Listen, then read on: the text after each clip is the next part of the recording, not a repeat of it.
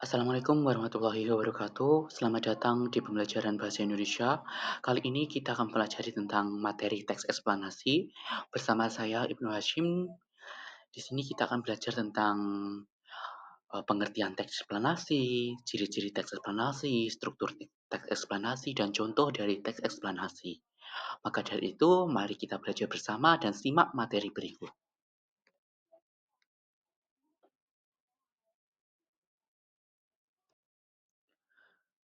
Mungkin dari teman-teman pernah berpikir tentang bagaimana hujan bisa turun dari langit dan membasahi bumi. Melalui teks eksplanasi, kita dapat memahami proses terjadinya hujan secara runtut dan ilmiah, mulai dari pengum- mulai dari penguapan hingga turunnya tetes-tetes air ke permukaan bumi. Pengertian dari teks eksplanasi menurut Kosasih dalam bukunya yang berjudul Mandiri Bahasa Indonesia menyatakan bahwa teks eksplanasi adalah teks yang menerangkan atau menjelaskan mengenai proses atau peristiwa di alam maupun sosial. Artinya, teks eksplanasi memiliki pola penyajian menerangkan atau menjelaskan suatu terjadinya proses, peristiwa, atau fenomena. Tujuan dari teks eksplanasi sendiri adalah untuk menjelaskan secara jelas mengenai proses terjadinya pada suatu fenomena. Teks ini juga memberikan alasan penyebab peristiwa itu, jadi dengan bahasa yang sederhana dan mudah dimengerti oleh pembaca.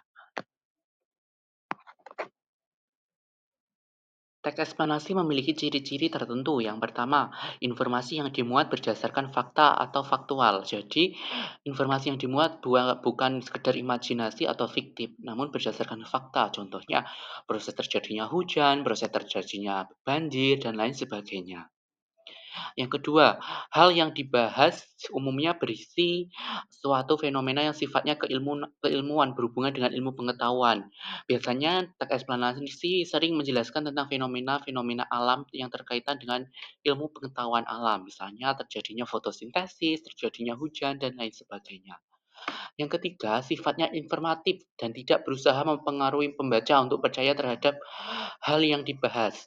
Jadi, teks eksplanasi ini memiliki sifatnya informatif, yaitu memberitahu kepada para pembaca untuk menambahkan keilmuan dari pembaca tersebut. Yang terakhir yaitu fokus pada hal umum generik, bukan partisipan manusia. Contohnya tsunami, banjir, gempa bumi, hujan, dan lainnya. Struktur teks eksplanasi terdapat tiga. Yang pertama, identifikasi fenomena. Pada bagian ini, sebuah teks eksplanasi menjelaskan tentang gambaran umum fenomena atau peristiwa alam yang akan dibahas. Poinnya bisa mengangkat tentang proses bagaimana fenomena alam tersebut bisa terjadi. 2. Rangkaian kejadian. Setelah mengetahui secara umum fenomena yang akan dibahas, pada bagian ini dijelaskan tentang penyebab dan akibat yang ditimbulkan dari fenomena tersebut. Kamu bisa melakukan deskripsi dalam beberapa paragraf terkait sebab dan akibatnya. Bagian ini disebut juga dengan deret penjelas. Yang ketiga yaitu interpretasi. Interpretasi dalam teks eksplanasi dapat dikatakan sebagai ulasan atau penarikan kesimpulan.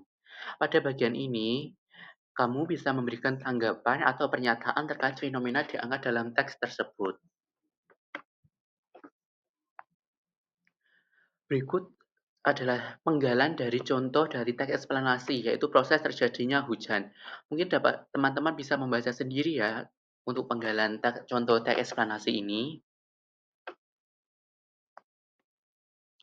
Kesimpulan dari materi ini adalah teks eksplanasi merupakan teks yang menjelaskan proses terjadinya suatu peristiwa alam, sosial, atau budaya secara logis dan berurutan. Tujuan utamanya adalah untuk memberikan pemahaman tentang sebab dan akibat dari suatu fenomena, bukan sekedar menceritakan kejadian. Dengan mempelajari teks eksplanasi, kita dapat mengembangkan kemampuan berpikir logis, kritis, dan ilmiah dalam memahami berbagai peristiwa di sekitar kita.